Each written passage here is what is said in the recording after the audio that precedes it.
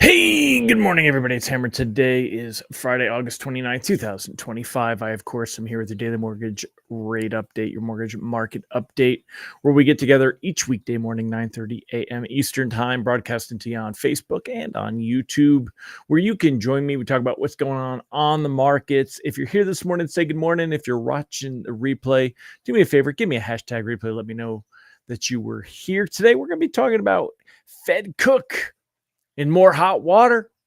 PCE is a big nothing burger. I kind of figured that. I told you guys the last couple of days I didn't really think it would be a market mover, and it was absolutely positively 100% grade A, zero market mover. No movement at all after the PCE personal consumption expenditure inflation data, but we'll talk about it anyway. And for this one's for you, Ron Siegel. We're paying more for pork and peanuts, baby. Paying more for pork and peanuts. So I will tell you more about that today. Let me go ahead. I am going to put this on. Oh, what the heck? I hit the wrong thing. Hold on a minute. This.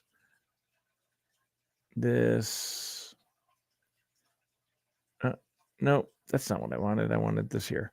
I'm sorry, y'all. I'm tired this morning, by the way. There we go. All right, there it is. And anyway, if you're here this morning, say good morning, my friends. Remember, you can go ahead and get a reminder that I'm going live each and every weekday morning at hmmr.io/reminder. hmmr.io.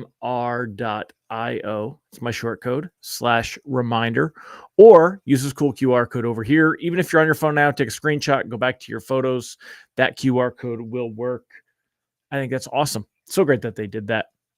Remember, if you want, you can sign up for our free email lock advice. It goes to your inbox each and every weekday morning. www.ratelockadvice.com. Feel free to take it, use it any way that you see fit. If you'd like to get our text alerts, we do send out text alerts. You can get those. They're $7 a month. You can, of course, cancel at any time. And it's at ratetextalerts.com. And let's go ahead and say hi. Who do we got here this morning? Let's say hi to all of our live folks. First, I want to say good morning this morning was Ms. Monica Dinkins.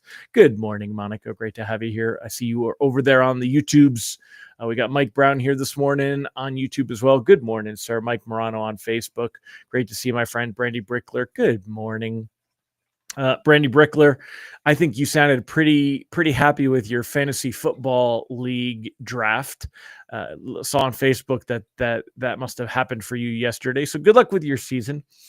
I don't partake. How many of you are in a fantasy football league? Let me know in the comments. Curious. Charlie Bedita, good morning, sir. Thomas Sloan, Angela Walters, great to have you all here. Mallory Fotiatos, Randy Teagle, giddy up, sir. Ron Siegel said today is National Chop Suey Day. Chop Suey! Is cooked? She's been cooked. She has a huge, bullseye on her back. But again, this is all about politics and control. It's not really about mortgage fraud. Mortgage fraud is the instrument, but it's not. It's not what's really going on. We all know that. We've talked about that. Jimmy Carter dies and peanut prices rise. And yes, it is definitely related. No, Siegel, it's all about those tariffs, baby. All about those tariffs. Never had to do a cross-country flight living in Kansas City. Yeah, no, you kill a whole day traveling from California back to the East Coast. That's why they do the red eyes, but I didn't do a red eye yesterday. I didn't feel like doing a red eye. So I'm going with Tickle. Tickle, you win. National Cherry Turnover Day. That sounds better than National Chop Suey Day to me. So, all right. Well, let's go ahead and get started. First things first, before we talk about rates and pricing, though, Labor Day. As a kid, you never knew anything about what all this stuff was. I knew Labor Day meant I was going back to school. Up north, school starts in September. Down here in the South, I know a lot of schools start in August before Labor Day. But up north, everywhere I always went to school, Labor Day, you started basically that week after Labor Day, usually that first week in September. So, but that was all I really knew about Labor Day as a kid. And so as an adult, I like to kind of take a minute and think about what it is we're celebrating and what that day off represents. And I do this for all of the days. I've learned a lot more about, the different Veterans Day versus Memorial Day and what the difference is and honoring those that gave the ultimate sacrifice of their lives versus just honoring all that have served and kind of the difference to those. And Labor Day, it's always the first Monday in September. So similar to like a Thanksgiving, it's not a date, it's a day, right? So it's always the first Monday in September. It really started being observed in 1882. So that's quite a bit a while ago, but it became a formal holiday in 1894 under Grover Cleveland, President Grover Cleveland. And it is basically a celebration and to recognize and honor the American labor movement. And it kind of made me think, I don't think we take a lot of pride in the American labor movement anymore. I think work is drudgery for most of the population. But it's kind of an interesting. So take a minute and Google it and do a little research on Labor Day as we go into the Labor Day weekend. Kind of interesting as we get older, just to look back and see, what it is we're celebrating and why and what it's all about and all of that good stuff. So, all right. Well, with that said, let's talk about what's going on with rates and pricing this morning. Bonds improved a little bit through the day yesterday. Pricing came out yesterday. They were around 100.51, ended the day around 100.60. It's the same pattern we've seen day to day, right? Bonds started the day off in the red, but then ended the day in the green and would do that same thing the next day. Right now, this morning, we're down about 11 basis points on the day. So rate sheets are going to be about the same, maybe a smidge worse. We could see some conservative pricing. It is a Friday, especially a Friday before a holiday weekend. So you may see that reprice risk on the day is moderate. Low trading volumes. This is the last hurrah. It's the last weekend of the unofficial end of summer. And, basically traders are gone for the weekend already. So you see lower trading volumes that can sometimes exaggerate what you see in the charts. And if bonds do drift lower, like I said, mortgage-backed securities are down about 11 basis points at the moment. I'll show you the charts in a minute, the technicals, but some lenders could be quick to reprice. So the outlook is kind of really just the same. Not likely to see any big moves. Rate sheets have really not moved much. I mean, we're talking tiny, tiny ticks day to day. We could see rates slip heading into, I'm going to get rid of that part, but I'm just going to save it like this. And there you go. So it's kind of really not much that's going on there. So let's go ahead and take a look at the technicals. Let me go ahead and share the screen. It feels good to be back on my big pewter and able to see everything that's going on all at the same time here.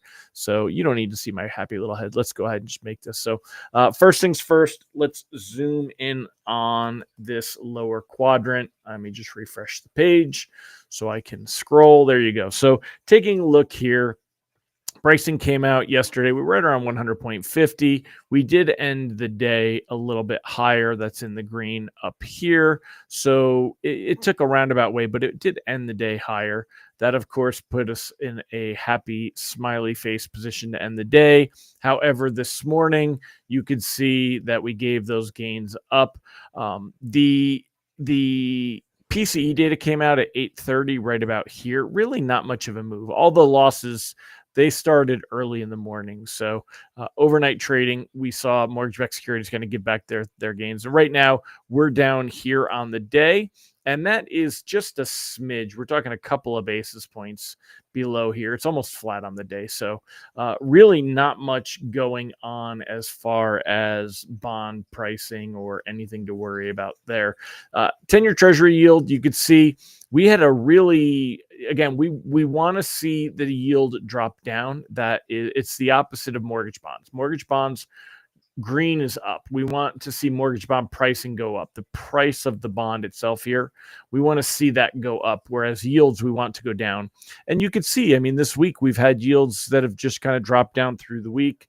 Started out on Friday, yields were at 4.25. So, 4.25, right? We're at 4.33. So very, very, very slightly better yields than we were at last Friday. But they did tick up to start the week, 4.28, then 4.26, 4.24, 4.21. This morning, creeping up, putting us in the red because you're seeing yields go up, and we don't want them to go up. We've this bounce right here. So we're at 4.23 on the morning. Not too likely to see any big changes for that or anything happening. Same thing over here. I'm trying to scroll. There we go. If we take a look, you could see that we had some nice improvement on mortgage-backed securities on the week. I've been in a locking stance for almost all loans all week. So you could say, oh, Hammer, you've been locking and yet we've been improving. But when you look at rate sheets, I mean, let's zoom in on this so y'all can see it real clear. When you look at rate sheets, we're not really seeing any improvement this week. I mean, 6.54 came up from 6.52. I mean, we were at 6.50 this morning. We'll be back to 6.52. So there's really no change on the week. When we actually look at where we ended on Friday, 6.52 last week, I'll bet you today we're at 6.52. It's just there's really no change here. This is yellow because it's kind of, there's no change. It's just a boring thing. So wasn't really expecting rates to be moving, and they really haven't. So when we take a look at that, and let's go ahead and have some fun. Let's look at the headlines together and take a look and see what is going on this morning. We did have PCE inflation. Let me bounce this over here and we'll go over that a little bit together. Let me get this to kind of squeeze in and fit in. But before we get there, let's go through them a little bit at a time. So Cook scrutiny builds. I love how that builds after criminal referral over third mortgage. The move by FHFA Director Bill Pulte, who is an imbecile, intensifies the Trump administration's pressure campaign against the Fed governor.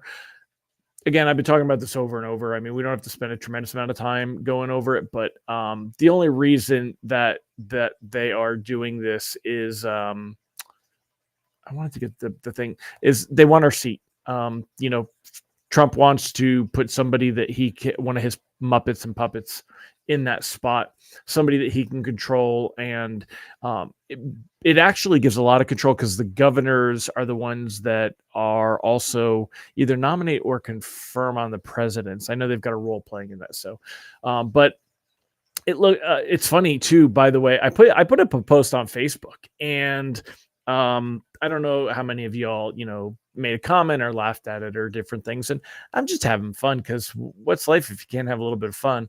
And so I put up this post, and, I said, what, me fraud? No, it was only a clerical error, because her attorney, they're trying to play it off like she didn't sign the paperwork. And I said, we know. Yes, Lisa, we know. Mortgage people know, mortgage originators. We know that it's not just a small box on the 1003 that gets checked. There's a lot of disclosures that you sign, occupancy statement that you sign at closing, and all these things. So we know there's there. But man, like, some people got angry. Like, what a bunch of LARPs. Have any of you lemmings even seen evidence or proof of fraud? I said it's kind of easy. If there was no fraud, her attorney would have simply just produced the documents that she signed at closing and said, no, she said it was going to be this. But they didn't do that. You know what that means? It means they did it. I mean, it's really not hard. Again, I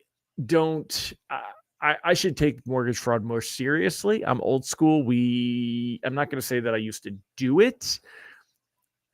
In fact, I can't remember any instance where I would condone it, but it was a lot more common, and it wasn't really a big deal when I originated. But you guys filled me in that things have changed a lot, and that second homes are a lot more expensive. And of course, we know that that investment property is more expensive. So, but there's yet another one here. The question is, will this actually make any more of a difference in the Trump administration being able to get rid of Cook? Will the courts rule any differently as this new property in Massachusetts that popped up? What the date on that one was? She obtained the other ones in 2021 before she was a Fed member. I'm not quite sure where this one comes in, and if she was a Fed member. So, Mortgage Dog said, I'm sure she did it. Many people with money do it. Many LOs encourage it. I was a processor for many years and saw it often. Yeah. And, it's considered a quote unquote victimless crime. But, there you go. Supposedly 20,000 cases under investigation. Yeah, right. Imagine if they actually did do something about these. Right Randy, does he have a similar ethnicity replacement? Even more folks will have ammo to hate. Yeah, we've seen some of that for sure. Unfortunately, that does come into play. But I don't know if that's anything that's there and how it'll be. So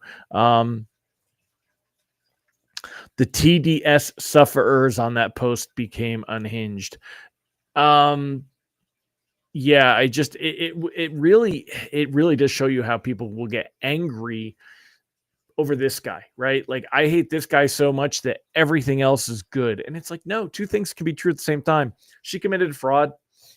Yeah. And he's a narcissistic, he's not a dictator, but he certainly is a control freak and a power hungry, power grabbing, whatever. And all those things can be true. And I don't say that with anger. I'm not angry at him. He is what he is. I just accept it. So anyway, looking at some other headlines, let's keep going on this stuff and give you guys some things that are there and where we're at. I'm going to throw the lock advice on the bottom of the screen. Anything under 15 days, floating the rest for now.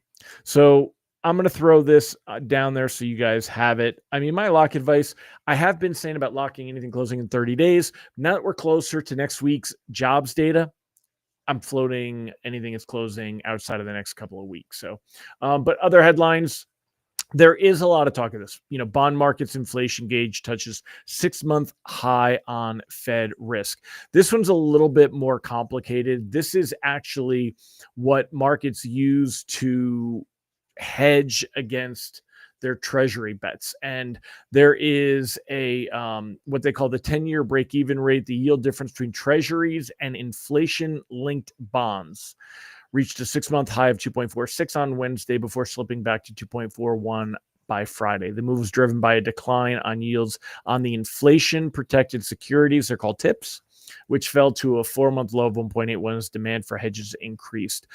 Basically, markets are starting to expect that we're going to see more inflation, and that is where the price of pork and peanuts comes in. Here is an interesting article in the Wall Street Journal. Higher prices are coming for household staples. Companies from Hormel to Ace Hardware forecast prices rising as the cost of Trump's tariffs are passed on to consumers. Now, Ron Siegel, we talked about this many times, and I've only had the stance where the costs are eventually going to end up in the consumers. Companies will carry a little bit of the cost, but the consumer is going to carry most of the burden. And even big companies, Home Depot, Walmart, they've come out and said that they're going to start passing those things along. Companies including Hormel Foods, J.M. Smuckers, Ace Hardware said this week they would raise prices for reasons ranging from higher meat costs to tariffs. Large retailers like Walmart, Target, Best Buy said some tariff-related price increases are already in place with more on the way. So we're expecting to see inflation increase. I mean, prices are going to increase. We know that's going to happen. The question is how long does it happen for and how do markets react to it? So Almir said, I'm more concerned that when the Democrats get in office, they'll be doing it to Trump. Well, that's the thing. They already did it to Trump. I mean, he's just using a playbook that was already used. That whole thing about him valuing his properties and Letitia James in New York, what a bunch of crap that was. What a bunch of just total nonsense. And what a waste of taxpayer money. I mean, we're talking so much money wasted on these stupid things. And that was just a play to try to get him. These were crimes that were never felonies. And even if they were quote unquote crimes, they would have been misdemeanors, but now they were worked into felonies. This was designed to try to make sure he couldn't win the presidency. And it didn't work. So, but now they're doing it, around the other way. Amir said, I'm more concerned when the Dems get in the office, they'll be doing it to Trump appointees and other Republicans, that both parties will be spending their time digging dirt on each other and rather than passing sensible laws and improving the country. Almir, 100% agree with you, my man. Unfortunate. And that's kind of my argument about the whole thing too, is it's very frustrating to see. Chris Gallo went down for this as an LO, more of an issue for the licensed professional than the borrower. Only if we know about it. I mean, like you can't, you're not moving their stuff in, but Brandy says, not a victimless crime. She's smacking me back in place. Real estate skyrocketed in value over frenzy buying because everyone wanted to be an Airbnb billionaire using their primary residence. Yeah, that's true. That's very true. I haven't thought about it that way, Brandy. Thank you. That is definitely something I hadn't thought about. Is that that's true. That's why the reason LLPAs went up for second home, everyone's buying second homes specifically as investments. So there you go. That is true. That is true. Ron said, funny how domestic manufacturers like Smucker's raising prices due to tariffs. Is there a tariff on imports from, if you do roll back in there though, I don't disagree, Ron, that companies will be companies. Haters going to hate, companies going to steal, greedy companies going to greed, by the way, when I was on my motorcycle trip with my wife back in May, I went by the big Smucker's plant and it was on Peanut Butter and Jelly Drive. Peanut Butter and Jelly Drive. I thought that was funny. But yeah, it's like, I'm sure if we go in there are costs that are associated with the tariffs that, they might be importing sugar. They could be, there's things there. So even if they're that part's there, the politics of division are stronger than I've ever seen. Folks don't care about real effect. Yeah, no. And again, I take for granted, I can say that I like one of the things that Trump does, but I don't like Trump and the way he acts, and I don't like other things. I think things go too far, and I can kind of just, and I forget that not everybody thinks that way. Like for me, sure, cleaning up Washington, D.C. is great, and the idea of cleaning up other cities and getting rid of, dealing with homelessness and different things sounds appealing, but yet the idea of calling out the National Guard in cities scares the shit out of me. Does that not bother people?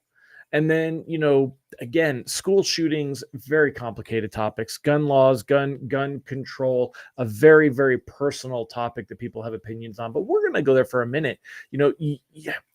On one hand, I look at what happens when someone gets their hands on a gun, which allows them to injure others in a much more devastating and quick fashion. You're not going to run around with a knife and be able to injure 20 people, right? Generally not. Even a pressure cooker, a car, these things, right?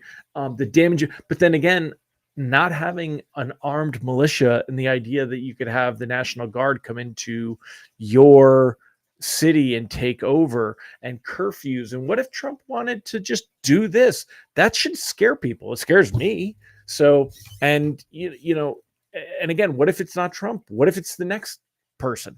And I say person, I hope there's a woman that becomes president, because I'm going to be sexist. I think a woman president would kind of clean some of this crap up.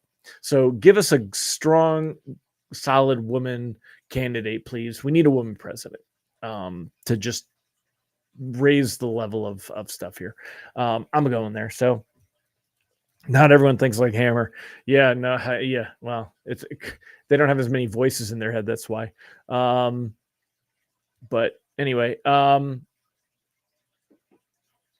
yeah, well, I won't go too far off our track on that one, Leroy. So I'll stay back on track. But anyway, higher prices coming, inflation, CPI, we're going to see it move up. But how much of a reaction do we see to it next month? Remember, that's going to come on September 11th. So that's why talking about what's floating and getting back on putting this thing back on the rails, we're looking at the idea that we've got September 5th, we got jobs data. Who's running the BLS these days? Right now, nobody's been confirmed, right? The Antoni guy, I haven't heard anything of him in the last 5 minutes. So what'll happen? What will we get for the data from the BLS? And what's it going to show? We've got September 11th, it's going to be CPI data. And then September 17th, that'll be the Fed meeting. And that'll conclude with the Fed's policy statement. Are we going to get a dovish thing? I am seeing a lot of inaccurate information from originators about how, the Fed's going to cut rates in September and rates will drop. Guys, it's not how it works. The September rate cuts and even the cuts for the 2 cuts by the end of the year, these are already priced into your rate sheets. The idea that we're going to see 2 rate cuts right here, that's priced into your rate sheet already. If we see this column right here go up, 3 rate cuts, that would help rates improve. Rates today will only improve on speculation of future 2026 basically Fed cuts and activity. If the Fed, unless the Fed we were to see a really weak jobs data, which is what Mike Morano and Ron Siegel have talked about before.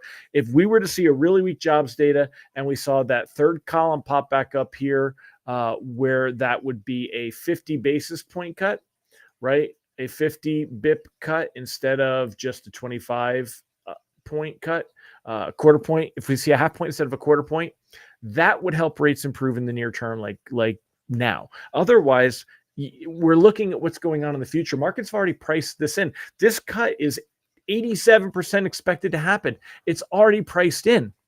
So I just need to keep saying it louder for the people in the back, maybe for new viewers. Ella's out there posting information. I see it in Facebook groups from consumers talking about refinancing when the Fed lowers rates. We got to get out there and clean this up. People need to know that. Do I think LOs are understand? I see both, Randy. That's a good point. There are some LOs. Listen, lean into it. I get you, but no, there's some LOs that really.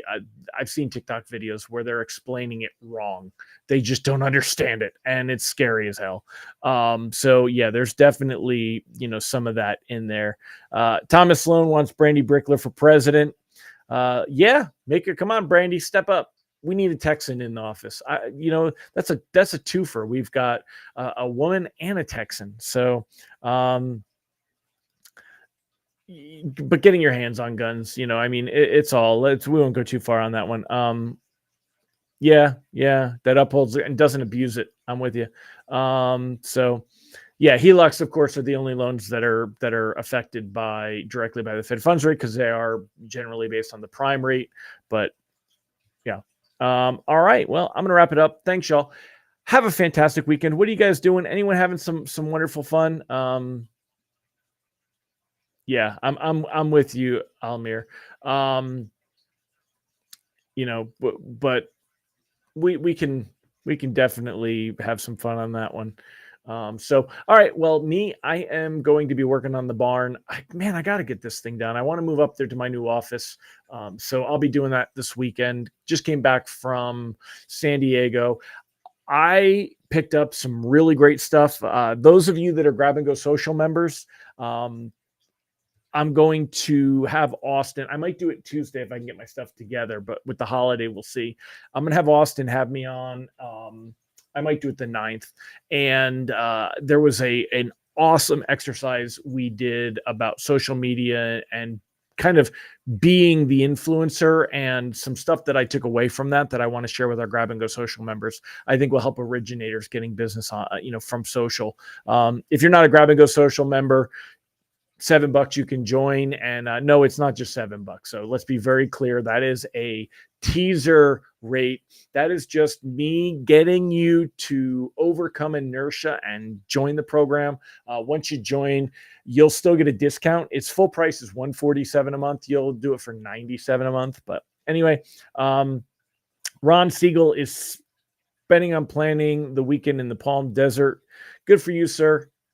Have fun with your bride. And what else is everyone else doing this weekend?